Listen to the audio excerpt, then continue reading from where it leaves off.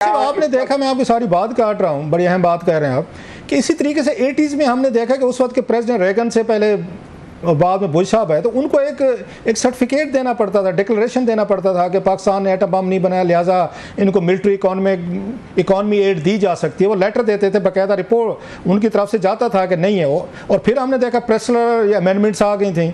तो अगर पाकिस्तान इसी रास्ते पे चलता रहा है कि वही डैम एटीट्यूड, जी हमें क्या होता है, बैंडिंग नहीं है, तो किसी दिन को सेनेटर खड़ा हो जाएगा प्रेसिडेंट की तरह, वो अपना बिल ले आया कि जनाब को फलां सेंक्शन लगाएं इन पे, ये चीज़ें पाकिस्तान हमसे नहीं मंगवा सकता या हम नहीं मंगवाएंगे। तो ये तो अगर 368 लोग खड़े हो गए, ये तो कोई करारदाद किसी वक्त पास कर सकते हैं। और जो अमेरिकन उस एडमिनिस्ट्रेशन में बैंडिंग होगी, जैसे प्रेसलर अमेंडमेंट हो गई थी, ये आप ठीक कह रहे हैं। प्रेसलर अमेंडमेंट भी यही थी। अगर आप तारीखी तौर पर उसको देखें कि अमेरिकन प्रेसिडेंट की जब तक सेटिस्फैक्शन है तब तक पाकिस्तान के ऊपर सैंक्शन नहीं लगेंगे। बाद में फिर वो सैंक्शन लगे जब अमेरिकन प्रेसिडेंट ने नहीं क्लीन फिट ऑफ हेल्थ दी पाकिस्तान को, तो उसके बाद वो इम्पोर्ट्स हो गई। तो ये अगर आप कहें कि आज है, आज तो नहीं है। आज ना मुझे एस्टैब्लिशमेंट मुश्किल में लग रही है, ना परेशान लग रही है, ना हुकूमत परेशान है, मुश्किल में लग। लेकिन आपकी बात ठीक है कि क्या उस तरफ जा सकता है मामला, उस तरफ जा जरूर सकता है। ये कोई नहीं कह सकता कि इससे आगे बात नहीं जाएगी, यहाँ पे आके दब जाएगी। अब ये आगे आपके कंट्रोल में नहीं है, देखिए हमारी हुकूमत के कंट्रोल में तो नहीं कि आगे अमेरिकन क्या करते हैं, कांग्रेस क्या करेगी या हुकूमत क्या करेगी। हुकूमत का अब तक का बयान यही है कि जो पाकिस्तान में हुआ ये इनका अंदरूनी मामला, हमारा उससे लेना देना नहीं। इलेक्शंस हो उस पर भी मैं आज ही सुन रहा था, शायद व्हाइट हाउस के तर्जुमान थे, उन्होंने कहा this is Pakistan internal matter. पिछले एक साल से कितनी वायलेशन हुई ह्यूमन राइट्स की, अमेरिकन ने उसको पाकिस्तान का अंदरूनी मामला करा और कहा कि हम सारों को यही कहते हैं कि वो आइन और कानून के मुताबिक चले। लेकिन कल इसकी वजह ये तो नहीं है, अगर उस तरफ जा सकते हैं बिल्कुल जा सकते हैं। काश इसकी वजह ये तो नहीं है कि जो वहाँ पे 6 जनवरी को 2020 था या 22 था मेरा ख्याल है, जब वहाँ पर 20 था, जब ये वहाँ पे वो हंगामे हुए थे ट्रंप को और उनके हामियों ने अटैक किया था और वो भी कहते थे मैं इलेक्शन रिजल्ट बाद में मानने से इनकारी हो गए थे। सो कहीं पे बाइडेन ये जो एडमिनिस्ट्रेशन है वो इमरान खान को पाकिस्तान का वो तो नहीं समझती, वो ट्रंप तो नहीं समझती कि जैसे ट्रंप उनके लिए ट्रबल मेकर है, वो समझते हो कि ये यहाँ पर हैं, वो भी इलेक्शन रिजल्ट नहीं मानते, ये भी नहीं मानते, वहाँ उनके हामी आते हैं हंगामा करते हैं, इनके हामी आके हंगामा करते हैं, वो कैपिटल हिल पे हमला करते हैं, ये 9 में करते हैं, ये मिले जिले लोग हैं, लिहाजा इग्नोर करें। लिहाजा एडमिनिस्ट्रेशन जो है वो इमरान खान साहब की बातों को सीरियस नहीं लेते because of Trump factor in American politics. नहीं सर, मेरा नहीं ख्याल कि इसका ट्रंप फैक्टर से कोई लेना देना। देखिए दुनिया में हर मुल्क या अमेरिका कम अज कम जितनी उनकी एक्सेस है, जितने उनके थिंक टैंक्स यहाँ काम करते हैं, जितनी वो लोगों से मुलाकातें करते हैं, आई एम प्रीटी श्योर उनको पता है कि पाकिस्तान के इलेक्शन में 8 फरवरी को क्या हुआ। एक बड़े पैमाने पे धांधली हुई, एक माइनॉरिटी गवर्नमेंट को गवर्नमेंट बनाया गया। अमेरिका की तरह नहीं है कि जहाँ पे इलेक्शन लार्जली फेयर हो जाए लेकिन कोई एक मानने से इनकार करता। लेकिन ट्रंप नहीं मान रहा था सर, काश आपके सॉरी फॉर इंटरप्शन, तो ट्रंप तो नहीं मान रहा था 2020 वाले इलेक्शन। वो तो कहता धांधली हुई, वो तो व्हाइट हाउस छोड़ने को तैयार नहीं था। अगर आपको उन दिनों की अगर आपको रिपोर्ट याद हुई तो ये बहुत बड़ा खतरा था कि वो तो ये व्हाइट हाउस से जा नहीं रहा था, तो अच्छे खासे प्रॉब्लम थे। सो मिलते जुलते हालात थे सर। वो ट्रंप तो अभी भी आप देखेंगे, अभी भी उसने कहा है इलेक्शन के हवाले से, उसको लास्ट डिबेट हुई है प्रेसिडेंशियल बाइडेन के साथ, तो उससे पूछा गया और CNN ने पूछा उनके रिपोर्टर ने, मॉडरेटर ने, कि आप इनके इलेक्शन रिजल्ट मानेंगे? तो उन्होंने कहा अगर फ्री एंड फेयर हुआ तो मैं सोचूंगा। सो अभी भी वो वहाँ पर नहीं देखा, तो वो तो पाकिस्तान से मिलते जुलते हालात हैं भाईजान।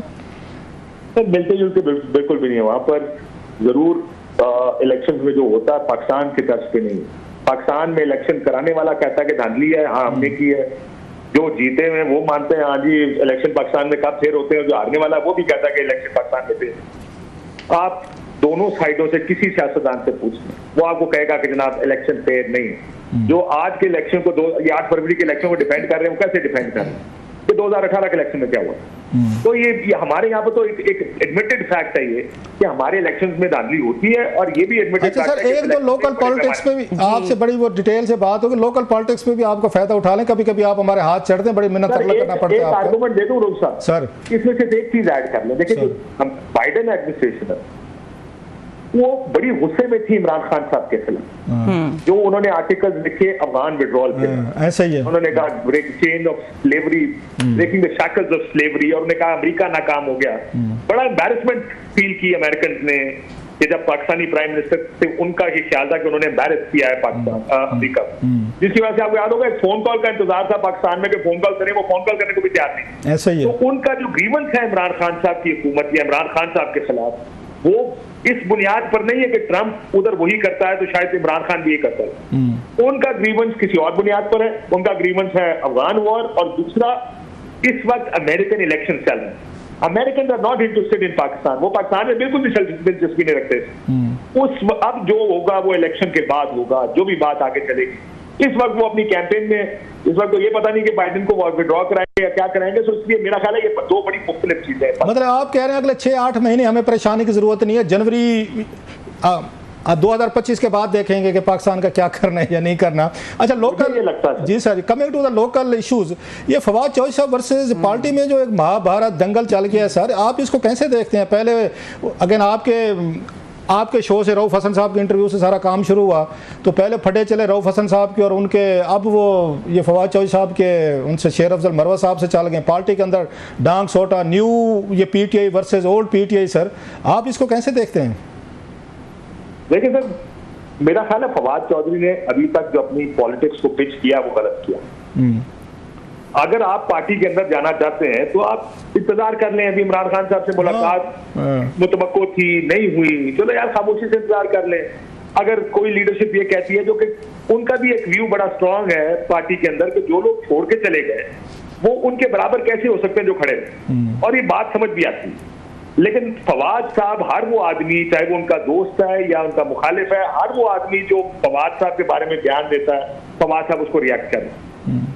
मुझे लगता है कि फवाद का ये आर्गुमेंट, ये तरीका शायद ठीक नहीं है। सियासत में कभी कभार कुछ चीजों का इंतजार भी करना पड़ता है, लेकिन फवाद के केस में पूरी पीटीआई इकट्ठी हो गई। मतलब शेर मरवत साहब का भी वही ओपिनियन है, जो रऊफ हसन साहब का है, जो शिबली फराज का है। अब ये सारे अलग-अलग ग्रुप से पार्टी, जो हामिद खान का है, फवाद पर उन्होंने सारे इकट्ठे हो गए कि जनाब बाहर के लोग नहीं आ सकते, क्योंकि जाहिर है वो तमाम लोग जो अब लाइमलाइट में आए, जो पहले लाइमलाइट में नहीं थे। ये आप हम इंसानों को, भाइयों को जानते हैं जो कि इस वक्त पार्टी की तो फवाद की इतनी जल्दी क्या है?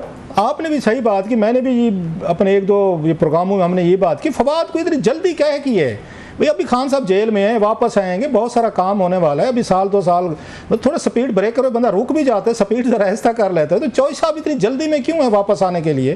थोड़ा सब्र करते हैं, कोई टीवी शोज में गपशप करें, कोई थोड़ा सा बच्चों के साथ टाइम गुजारें। ये बात ठीक है। देखिए जी, अगर वो सिर्फ ये भी करें ना रऊफ साहब की पार्टी की जो इस वक्त एग्जिस्टिंग लीडरशिप है उसको टारगेट ना करें, तो फिर भी शायद फवाद साहब के लिए इतनी मुश्किल ना हो।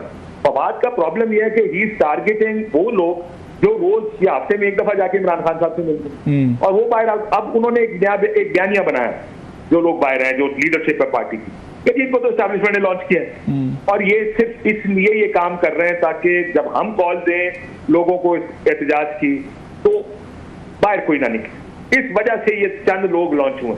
अब मसला ये फवाद को जल्दी क्या है? देखिए, हो सकता है उनकी अपनी एक पॉलिटिकल असेसमेंट हो, वो काफी ऐसा बाहर रहे, खामोश रहे। उन्होंने पहले ज़ाहिर है एक एस्टैब्लिशमेंट है जिसने जबरदस्ती उनको पार्टी से, जिन्होंने ट्वीट करवाई, जिन्होंने इस्तेकाम पाकिस्तान भेजा, पिछले कुछ अरसे में उनका रोल को पॉलिटिकली को थोड़ा सा कम नजर आ, ना लोग उठ रहे हैं, ना मुकदमे जो है वो चल तो रहे हैं, खत्म नहीं हो रहे, लेकिन वो प्रेशर थोड़े से कम हो रहे हैं।